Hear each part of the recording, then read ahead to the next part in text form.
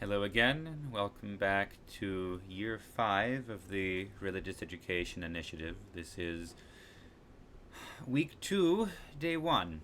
We're going back to Genesis. So, as we begin this 5th year of the Religious Education Initiative, we're continuing from where we left off last year, in week 10 of last year, in the book of Genesis, as Jacob returned to Bethel, where God had appeared to him and given to him the promises of Abraham and Isaac, his fathers. He worshipped God there in Bethel, and then he returned back to Mamre, that is, to Hebron, to see his father Isaac, and ultimately, in fact, to bury Isaac. He died when Jacob arrived.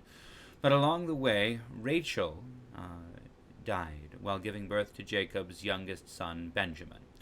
So we should remember that Jacob had 12 sons by 4 wives, 6 sons from Leah, Reuben, Simeon, Levi, Judah, Issachar, and Zebulun, as well as a daughter, Dinah. 2 sons by Rachel's maid, Bilhah, Dan, and Naphtali. 2 sons by Leah's maid, Zilpah, that is, Gad and Asher. And then finally, 2 sons by Rachel herself, Joseph the older, and Benjamin the younger. This does not conclude the story of Jacob. We'll have to wait till the end of this year's readings. But from this point on, the main characters in the story are his sons. So, we'll review the rest of the background. We remember that the narrative of Genesis so far has shown us God's creation of the world, the rebellion of humanity through the deception of the serpent, the growth of wickedness until the flood wiped out all of humanity, except Noah and his family, and then the repopulation of the earth by Noah's descendants until they rebel against God once again at the Tower of Babel.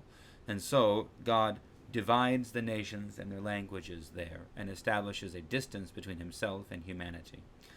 At this point, however, God also begins to prepare a means of reconciliation between himself and rebellious humanity, and calls Abraham to leave the land of Babel, Ur of the Chaldeans, and promises him that he will be the father of many nations, and will be a blessing to all the nations of the earth, although he and his wife are old and have no children. Abraham and Sarah received their son Isaac when Abraham was 100 and Sarah was 90, and then Isaac had 2 sons, Esau and Jacob. With the 12 sons of Jacob, then, we are at the brink of the swift growth of the descendants of Abraham and are approaching the covenant that God will make with Jacob's descendants at Mount Sinai. But we are not there yet. First, they have to go to Egypt and be enslaved there, and then God will send Moses to lead them out of slavery into the land of promise as his own priestly people, a nation set apart to reconcile all humanity to himself. The story of Jacob's sons, and especially the story of Joseph, is the account of how they came to be in Egypt in the first place. So, this is chapter 37 of the book of Genesis. Jacob dwelt in the land of his father's sojournings, in the land of Canaan. This is the history of the family of Jacob. Joseph, being 17 years old, was shepherding the flock with his brothers. He was a lad with the sons of Bilhah and Zilpah, his father's wives. And Joseph brought an ill report of them to their father. Now Israel, that is Jacob, loved Joseph more than any other of his children, because he was the son of his old age, and he made him a long robe with sleeves. But when his brothers saw that their father loved him more than all his brothers, they hated him and could not speak peaceably to him. Now Joseph had a dream, and when he told it to his brothers, they only hated him the more. He said to them, "Hear this dream which I have dreamed. Behold, we were binding sheaves in the field, and lo, my sheaf arose and stood upright, and behold, your sheaves gathered round it and bowed down to my sheaf." His brothers said to him, "Are you indeed to reign over us? Or are you indeed to have dominion over us?" So they hated him yet more for his dreams and his words. Then he dreamed another dream, and told it to his brothers, and said, "Behold, I have dreamed another dream, and behold, the sun, the moon, and 11 stars were bowing down to me." But when he told it to his father and to his brothers, his father rebuked him and said to him, "What is this dream that you have dreamed? Shall I and your mother and your brothers indeed come to bow ourselves to the ground before you?" And his brothers were jealous of him, but his father kept the saying in mind. Now his brothers went to pasture their father's flock near Shechem. And Israel said to Joseph, "Are not your brothers pasturing the flock at Shechem? Come, I will send you to them." And he said to him, "Here I am." So he said to him, "Go now, see if it is well with your brothers and with the flock, and bring me word again." So he sent him from the valley of Hebron, and he came to Shechem. And a man found him wandering in the fields, and the man asked him, What are you seeking? I am seeking my brothers, he said. Tell me, I pray you, where they are pasturing the flock.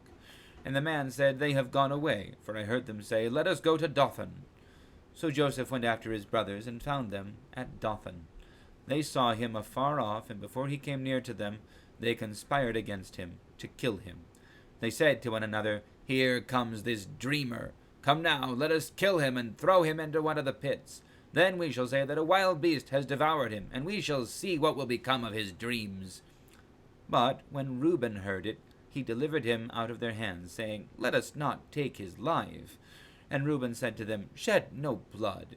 Cast him into this pit here in the wilderness, but lay no hand upon him, so that he might rescue him out of their hand, to restore him to his father. So when Joseph came to his brothers, they stripped him of his robe, the long robe with sleeves that he wore, and they took him and cast him into a pit. The pit was empty. There was no water in it. Then they sat down to eat, and looking up they saw a caravan of Ishmaelites coming from Gilead, with their camels bearing gum, balm, and myrrh on their way to carry it down to Egypt. Then Judah said to his brothers, What profit is it if we slay our brother and conceal his blood? Come, let us sell him to the Ishmaelites, and let not our hand be upon him, for he is our brother, our own flesh. And his brothers heeded him. Then Midianite traders passed by, and they drew Joseph up and lifted him out of the pit, and sold him to the Ishmaelites for 20 shekels of silver, and they took Joseph to Egypt. Okay. So a few pieces of I guess, more background. The story, speaking of the jealousy, really speaks for itself. We can look at Joseph and think it wasn't really particularly clever, buddy, telling everybody that dream. They're already jealous of you. You already have the fancy coat that your father gave you. They all know that you're the favorite, and now you're telling them dreams like this. I mean, maybe talk to your father about that. Maybe ask what it means, but don't go. That sounds like boasting. Are you angling to get them to hate you? They already don't like you. We can see that. We can see for all that Joseph is innocent. He's not going to cover up his brother's sins when they're misbehaving. He tells his father, which is part of why they hate him. So, we kind of get a picture here of the life of Jacob's family. But there's some background that we need to remember. Reuben, beforehand, had removed himself from the line of succession, not just because he is the son of Leah, Jacob's second wife, well, his first wife, but second always in his mind, but also because Reuben had committed a grave sin and had been intimate with one of his father's concubines, not with his own mother, but with one of the handmaids. So this is horrible. Reuben is no longer in line to be the heir of Jacob. The next two brothers, Simeon and Levi, well, they massacred the whole city of Shechem, and Jacob thought very little of that, so they are out of the line of succession. So Judah, the fourth son of Leah, and really Jacob's fourth son to be born, Judah is now kind of in line for the succession.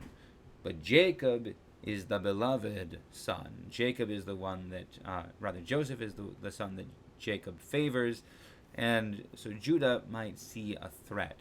It maybe is notable that Judah is the one that, the brothers together seem to suggest killing Joseph. Reuben tries to save Joseph. Maybe he's, conscious that it's the wrong thing to do. Maybe he's trying to gain the favor of his father once again. Maybe both.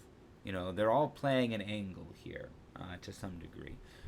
Judah, in suggesting that they sell Joseph into slavery, might be angling to regain the position, because if Joseph is gone, well then Judah is the oldest, not disinherited brother left, and maybe he gets his father's favor.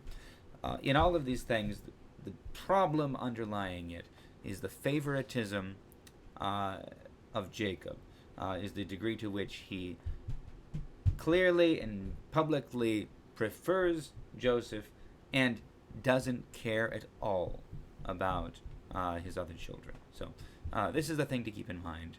And then, of course, we can see a typology that Joseph is sold into slavery for some silver, and in his innocence, and not so much to this point, but in what follows for Joseph, we see him as a type of Christ. So anyway, that's enough for this. We're off to the races in the story.